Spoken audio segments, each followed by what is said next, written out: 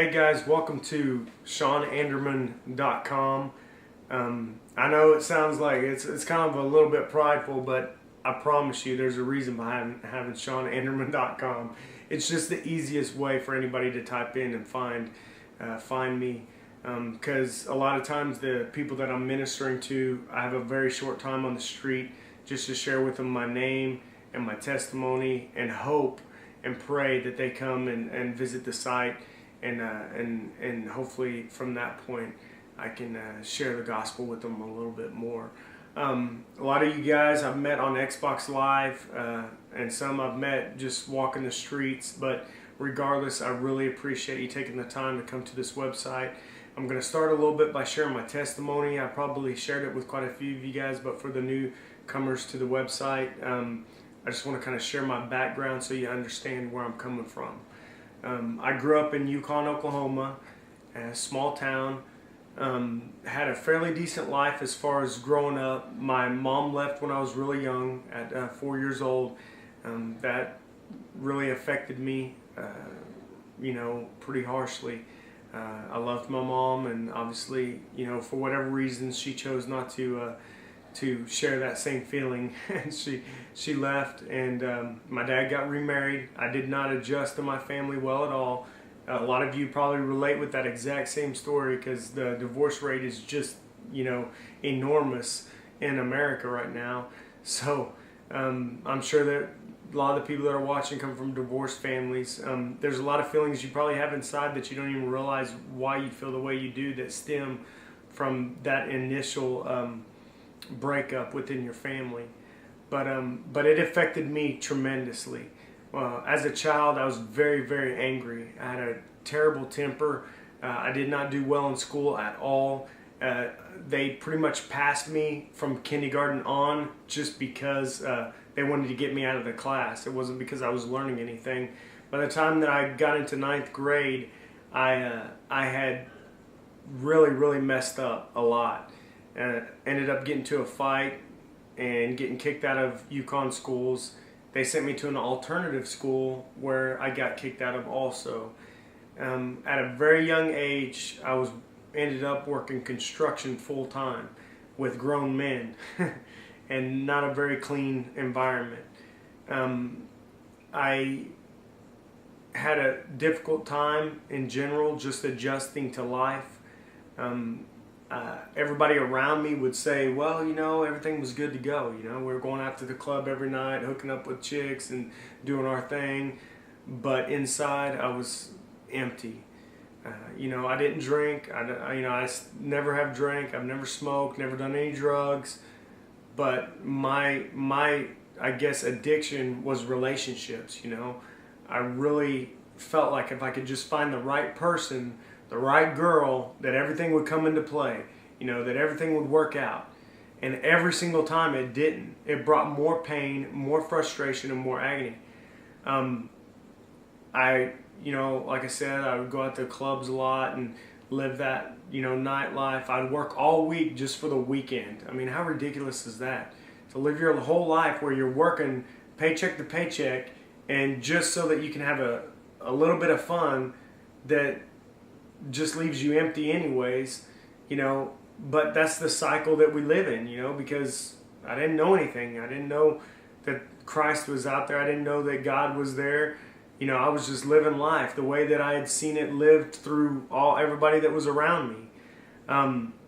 But unlike a lot of people, there's a lot of people out there that can live and just live life and don't care and don't have to have any purpose, don't have to have any, any value or anything. I'm not that person. The way that I looked at it is that if my life consisted of working all week, going out on the weekend and partying with all my friends, hooking up with some chick, and then waking up empty and, totally depressed, if that was going to be my life, then what's the purpose in living? If all I have to do is kill myself and it ends everything and it's over and I don't have to worry about anything and there's nothing else out there, no heaven, no hell, no nothing, then why in the world would I spend my time on this earth with all the junk and all the pain that's here? What would be the purpose in doing that?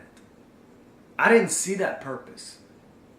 So to really cut down my testimony, what it came down to is that in a condo in Oklahoma City, when everybody else thought I had everything going, when I had the nice truck, when I had the money, and I had decent paychecks coming in, and I had chicks coming over every night, with all that, with everybody thinking that was what you should have, I didn't want to live anymore. I remember one night just waking up and pacing the floor, telling myself, man, you're worthless, Sean. You'll never be anything. You'll never amount to anything. You can't read. You can't write. You're worthless, man. You're not going to find any productive job because nobody wants you. My dad and mom kicked me out. They don't want me. What is the use in living? What is the purpose in living? Anyways, as I was pacing at this floor, back and forth on this floor, I attempted to write a letter to my family. I wasn't wanting to commit suicide right then. I wasn't thinking about it. But in pacing the floor and amping myself up and getting angry, and a lot of you know exactly what I'm talking about. I sit down to write this letter of hate for all the things that have happened to me in my life. Everybody else's fault. So I sit down to write this letter, and I can't spell. I can't even write a letter of hate. So I get up, and now I'm just fuming, man. Now, you want to talk about insecurity? I felt like the lowest human being on earth. A person that can't even write his own suicide letter, his own hate letter. I felt at that too. I couldn't even accomplish that. So I start pacing the floor, obviously just amping myself up. It's like when you're with your friends, and this is the only way that I could relate it to anybody who's never been there. It's like being with your friends, and one person's going to jump off the cliff, and jump into the water out the lake or something. And it's not, or the high dive or whatever. You have to amp yourself up in order to do it. And that's what I was doing. I had a 20 gauge shotgun in the corner of my house. I was sitting there looking at it. I was pacing the floor back and forth, convincing myself of how worthless I was and how it would be so much better if I was just dead.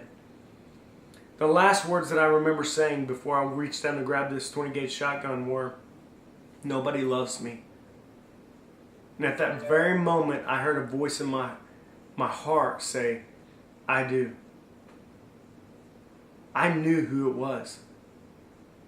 I didn't have to even think about it. There was no preachers around. There was nobody around to tell me what that voice was. I knew instantly that it was Jesus Christ. I knew instantly that it was God my Father calling me out. And at that moment I said, "God, if you're really real, Jesus, if you are really real, then right now in this place, show me.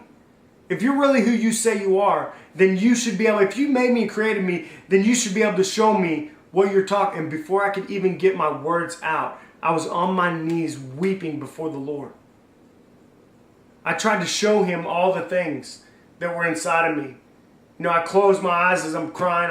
I'm, praying and not even realizing what I'm doing. Talking to God. And I'm trying to prove to him, hey, look at this, man. You do not want me because look at these relationships I've had. Look at this stuff that I've done. It's interesting that I didn't even know what sin was. Yet when I came into contact with God, our Father, I instantly knew all the things that were wrong in my life. It was revealed to me instantly by the power of God. And I tried showing him, hey, man, I'm worthless. You do not want me. And that night he embraced me and took me just as I was. He didn't wait till I was perfect, till I had come along where I needed to be. He took me just as I was and accepted me just as I was.